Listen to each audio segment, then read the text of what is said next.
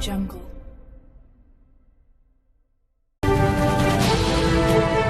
PP news 24x7 में आपका स्वागत है। तो बने रहिए हमारे चैनल के साथ। PP news 24। कोरोना महामारी के कारण समाज सेवी बेटी ने अपने पिता खोने के बाद दिया समस्त देशवासियों को लाइव संदेश। वाराणसी उत्तर प्रदेश। जनपद उन्नाव के रहने वाले वेद लोचन सिन्हा अपने समस्त परिवार के योद्धा जिंदगी की जंग हार गए हैं।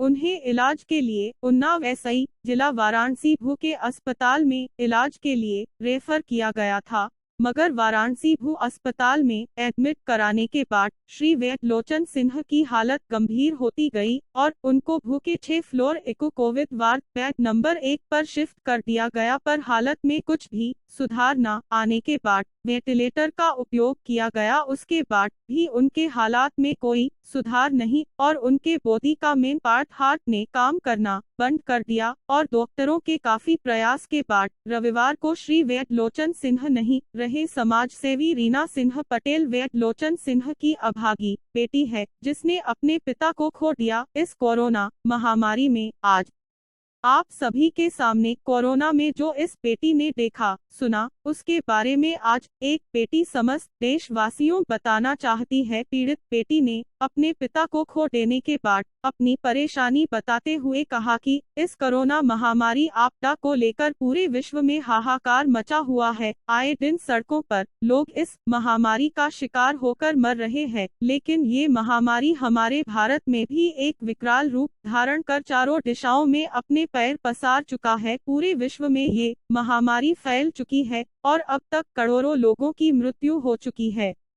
कितने लोगों ने अपने भाई बहन पिता माता इत्यादि अपनों को खो दिया और आज भी लगातार लोग खो रहे हैं। कुछ लोग बहुत ही अच्छे कार्य कर पुण्य कमा रहे हैं, जिनसे जितना हो पा रहा है वो लोगों की उतनी मदद कर रहे हैं या कर सकते हैं। इंसानियत के नाते वो सभी कर रहे हैं और दूसरी तरफ कुछ लोग गलत काम कर कालाबाजारी कर पाप कमा रहे हैं। ऐसे लोगों के द्वारा पीड़ित परिवार लोगों को परेशान किया जा रहा है। अस्पतालों में मनमानी चल रही है। पीड़ित परिवार के महिलाओं एवं उनके परिजन मरीज के साथ बदसलूकी की जा रही है। साथ ही साथ उनकी इज्जत के साथ खिलवाड़ किया भी कई अस्पतालों में किया जा रहा है। जिसके पास लिंक है या किसी संस्था के उच्च स्तरीय अधिकारियों ऐसा ही परिचय है, उनके मरीजों को अच्छा इलाज सुविधाओं कुछ ही लोगों को दिया जा रहा है। वहीं दूसरी तरफ जिस पीड़ित गरीब लाचार परिवार का कोई लिंक या किसी संस्था के अधिकारियों ऐसा ही संपर्क नहीं, उनके परिजन अस्पतालों में ऑक्सीजन सिलेंडर होने के बाद भी ऑक्सीजन के कारण उनकी जाने जा रही है। उनकी आवाज को कोई भी सुनने वाला नहीं। ये सब देख बहुत दुख होता है। अपने ही देश में ऐसे कई सरकारी एवं गैर सरकारी अस्पतालों में मेडिकेशन ऑक्सीजन की व्यवस्था बहुत ही ज्यादा अच्छी होने के बाद भी उनका लाभ पीड़ित परिवार को नहीं मिल पा रहा है और लोगों की मौतें हो रही है। और पूरे उत्तर प्रदेश के समस्त जिला उन्नाव कानपुर लखनऊ वाराणसी ऐसे सरकारी अस्पतालों की हालत बहुत ही नाजुक है। इन सभी जगह ना पूरा स्टाफ है, ना ही अच्छी व्यवस्था। आज अपने देश में ऐसा क्यों हो रहा है? कुछ दिन पहले जो हमने अपनी आंखों ऐसा ही देखा व कानों ऐसा ही सुना, उसके बाद जो हमारे पिता के साथ हुआ वही सब बताने का प्रयास कर रही है एक पीड़िता बेटी। आप सभी को अगर इनकी बातों ऐसा ही आप सभी सहमत हो तो इनके वीडियो को ज्यादा लोगों को शेयर करें और लिंक के कमेंट्स बॉक्स में अपनी राय जरूर लिखें। और अगर किसी को इनकी बातों ऐसा ही दुख पहुंच हो तो उसके बारे में भी अवश्य लिखें। मैं रीना सिंह पटेल आज आप सभी के सामने अपना कुछ अनुभव जो कोरोना के दौरान हमने देखा सुना अनुभव किया, आप सभी को कुछ अपनी आप बीती आप सभी के सामने रखना चाहती हूँ। जैसा कि आप सभी जानते हैं, जैसा कि आप देख भी रहे हैं कोरोना महामारी में न जाने कितने परिवार टूट गए, बिखर गए, कितनों में अपनों को खो दिया और आज भी खो रहे हैं। यहाँ तक कि हमने भी अपने पिता को खो दिया। पूरी दुनिया में ये कोरोना महामारी फैली हुई है। न जाने कितने लोग मारे गए, मारे जा रहे हैं। यह सब देखकर दिल टूट जाता है, सीना फट जाता है। लोगों के दुख तकलीफ को देखकर बहुत कष्ट होता है। लगता है भगवान ये सब रोको, अपने भक्तों बच्चों की रक्षा करो किसी भी तरह ऐसी महामारी से। अब आपके सामने अपनी कुछ आप बीती आप सभी के सामने रखना चाहती हूँ। वो अनुभव जब मेरे पिता हॉस्पिटल में भर्ती थे, उस दौरान मुझे हुआ। हमने देखा हॉस्पिटल में, ये एक ही हॉस्पिटल की बात नहीं है, हर जगह, हर जिलों के हॉस्पिटल, सभी हॉस्पिटलों की यही दशा है। यूट्यूब पर वीडियोस भी यही सब बता रहे हैं और हमने भी देखा और सुना कि जिसका लिंक है किसी संस्था या अधिकारी से, उसकी पहचान है, उसी के पेशेंट की केयर, मेडिकेशन आदि होता है। बाकी जो किसी को नहीं जानते, गरीब हैं, उनके पास ना ऑक्सीजन सिलेंडर है, ना नर्स डॉक्टर मेडिकेशन इनका सही करते हैं और ना कोई। अगर ये लोग एक बार आते हैं तो दूसरी बार मेडिकेशन इनका नहीं होता है। एक बार मेडिकेशन कर जाते हैं, फिर दूसरी बार जो मेडिकेशन करना होता है तब ये लोग दिखाई ही नहीं देते। कहीं कहीं हॉस्पिटल में ऐसा भी देखा गया है, हमने भी देखा है। और कहीं कहीं हॉस्पिटल में पेशेंट की अच्छी केयर हो रही है, उनका मेडिकेशन हो रहा है, उनको ऑक्सीजन दी जा रही है। ये नहीं है कि सभी हॉस्पिटलों का यही हाल है।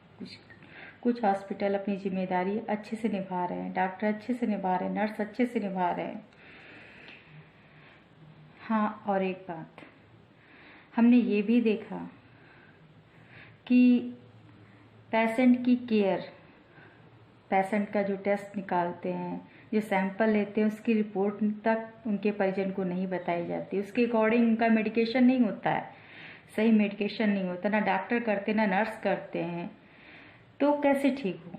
हॉस्पिटल में ऑक्सीजन सिलेंडर होते हुए भी ऑक्सीजन सिलेंडर पेशेंट को नहीं दिया जाता। तड़प तड़प कर मर जाते हैं पेशेंट। हर जगह पैसों की लूट लगी है, 2 गुना 4 गुना हर चीज़ का दाम लगाया जा रहा है। अरे जो गरीब हैं, जो बेबस हैं, लाचार हैं, वो किससे गुहार अपनी लगाएं, किससे कहें अपना दुख। मैं अपनी संस्था से जुड़ी थी, इसलिए मेरी संस्था रुद्र शक्ति सेना द्वारा बहुत मदद की गई। उनकी टीम, हमारी टीम ने बहुत मदद की हमारी। पंकज गुप्ता जी जो कि विधायक हैं उन्नाव के, Ankit ji, CMO sir, DM sir Unnao जिले के, जिनका नाम रविंद्र कुमार सर है, उन्होंने हमारी बहुत मदद की। लेकिन फिर भी मैंने अपने पिता को खो दिया। विधायक जी, पंकज गुप्ता जी, अंकित भाई जी के द्वारा मेरे पिता को ऑक्सीजन की कभी कमी नहीं हुई। आप सभी का मैं तहे दिल से अभिनंदन करती हूँ। आप सभी रिस्पेक्टेड पवित्र आत्माओं का, मैं अच्छे लोगों का, जो हमारे पिता को ऑक्सीजन की कमी नहीं होने दी। सीएमओ सर, डीएम सर द्वारा मेरे पिता का मेडिकेशन हुआ। आप सभी को मैं तहे दिल से धन्यवाद देती हूँ। लेकिन मेरे पिता का लंग्स इन्फेक्शन 70% था, शायद इसलिए उन्हें कोई नहीं बचा पाया। फिर उन्नाव जिले के DM sir Ravindra Kumar sir द्वारा हमें बीएचयू वाराणसी हॉस्पिटल के लिए जो ट्रांसफ़र चाहिए था वो उन्होंने दिलवाया। एम्बुलेंस भी मुहैया कराई। एम्बुलेंस उन्नाव प्रभारी विराज श्रीवास्तव जी के द्वारा हमें एम्बुलेंस उमा शंकर दीक्षित हॉस्पिटल उन्नाव से लेकर बीएचयू वाराणसी हॉस्पिटल तक एम्बुलेंस मुहैया कराई गई, वो भी निःशुल्क ऑक्सीजन सिलेंडर के साथ।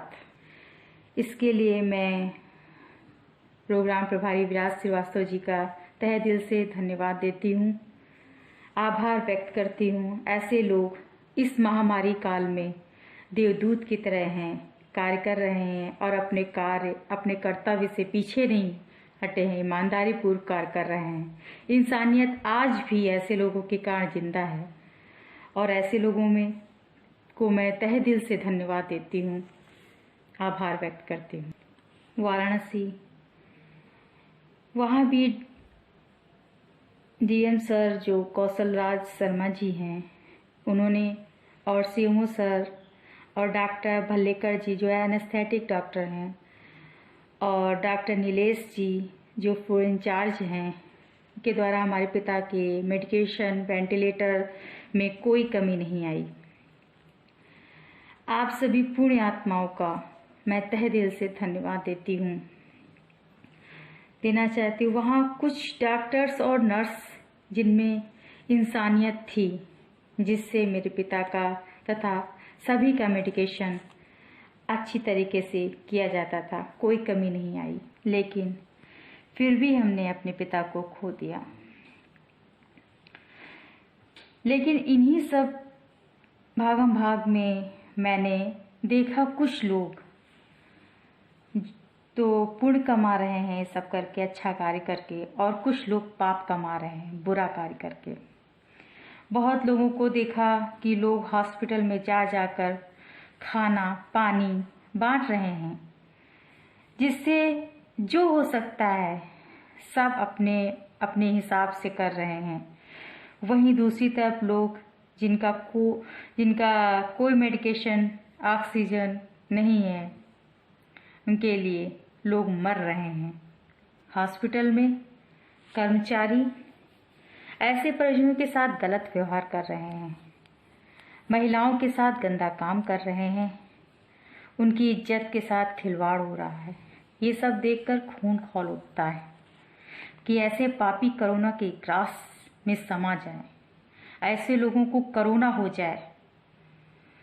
मैं आप सभी से कहती हूँ, अगर आप सभी ऐसी घटनाओं को किसी भी हॉस्पिटल में देखें तो उनका वीडियो बना लीजिए, वायरल कर दीजिए, या फिर रूस शक्ति सेना हेल्पलाइन नंबर 7870300070 पर कॉल कर जानकारी दीजिए, ताकि ऐसों के खिलाफ कड़ा से कड़ा कदम उठाया जा सके और आपको मदद भी मिल सके, मदद दिलवाई जा सके। हम सभी को आगे आना पड़ेगा, नहीं तो ये पाप अपना प्रभाव दिखाता रहेगा, पापी बढ़ते रहेंगे, पाप नहीं खत्म होगा। हमें आगे आना पड़ेगा अपनों के लिए। अरे शर्म नहीं आती, अरे शर्म नहीं आती किसी बेबस लाचार लोगों की इस तरह महामारी के दौरान हम सभी को एक एक होकर सबकी मदद करनी चाहिए, ना कि ऐसा घिनौना काम। मैं अंत में सिर्फ इतना कहना चाहती हूँ यूपी सरकार से, माननीय नरेंद्र मोदी जी से, मुख्यमंत्री योगी आदित्यनाथ जी से, कि कुछ ऐसी घटनाएं जो कि आपत्तिजनक हो रही हैं इस समय कोरोना काल महामारी के दौरान कहीं कहीं हॉस्पिटल में, तो उसके लिए हॉस्पिटल में सीसी कैमरा लगवाएं। ऐसे व्यक्तियों को जो गंदा काम महिलाओं के साथ कर रहे हैं, परिजनों के साथ कर रहे हैं, मरीजों के साथ कर रहे हैं, ऐसे लोग को कड़ा से कड़ा दंड दें। मैं सरकार से ये भी निवेदन करना चाहती हूँ कि इलाज की सही व्यवस्था कराई जाए। स्टाफ की कमी हो अगर किसी हॉस्पिटल में तो उसकी पूरी की जाए, ऑक्सीजन की कमी हो, मेडिकेशन की कमी हो तो उसे भी पूरा कराया जाए, ताकि किसी की मृत्यु ना हो इन सब के कारण। और ऑक्सीजन सिलेंडर करने वाले काला बाजारियों की बंद करो ये गोरख धंधा बंद करो, पाप मत बढ़ाओ। आज किसी और पर है, कल तुम्हारे ऊपर भी होगा। और अंत में मैं सिर्फ इतना ही कहना चाहती हूँ कि अपने पेशेंट, अपना परिवार जो कि हॉस्पिटल में भर्ती है उससे रोज हॉस्पिटल में जाकर आप लोग मिलें, उन्हें चेक करें। अगर पास नहीं बनता है, किसी किसी हॉस्पिटल में पास बनता है, किसी किसी हॉस्पिटल में नहीं बनता है पेशेंट से मिलने के लिए, तो अगर नहीं बनता है, अगर कोई प्रॉब्लम आती है तो उस जिले के डीएम से बात करें आप, या फिर रूस शक्ति सेना नारी शक्ति हेल्पलाइन नंबर 7870300770 पर कॉल कर संपर्क करें, उन्हें जानकारी दें, अपनी प्रॉब्लम सॉल्व करें। मैं सरकार से एक और रिक्वेस्ट करना चाहती हूँ, इलाज के लिए किसी भी परिवार पेशेंट को भटकना न पड़े इधर उधर। कहीं भी एक टीम तैयार किया जाए, चाहे वो मोबाइल द्वारा, टीवी द्वारा, या हॉस्पिटल में कहीं आउटर साइड, या आप जिस जिले या जिस मोहल्ले में हैं वहाँ पर कैंपस लगवाएं। और कुछ पेशेंट ऐसे भी हैं जिनको नॉर्मल बीमारी होती है, उन्हें कोरोना नहीं होता, लेकिन वहाँ संपर्क में आके उन्हें कोरोना हो जाता है, साथ साथ जो उनके साथ जाते हैं उनको भी कोरोना हो जाता है। तो ऐसे लोगों को बचाया जा सके, उन्हें सही सलाह दी जा सके, उन्हें सही मेडिकेशन प्रोवाइड की जा सके, उन्हें अगर ऑक्सीजन की ज़रूरत हो तो उन्हें ऑक्सीजन भी प्रोवाइड कराई जा सके, ताकि मृत्यु दर कम हो सके।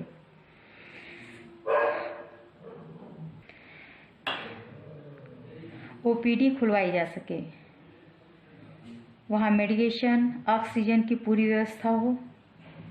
ऐसे पेशेंट जिनको नॉर्मल बीमारी हो वो अपने आप को दिखा सके और अपने परिवार को भी बचा सके। जय हिंद, जय भारत, वंदे मातरम, जय श्री राम, हर हर महादेव, हर हर महादेव।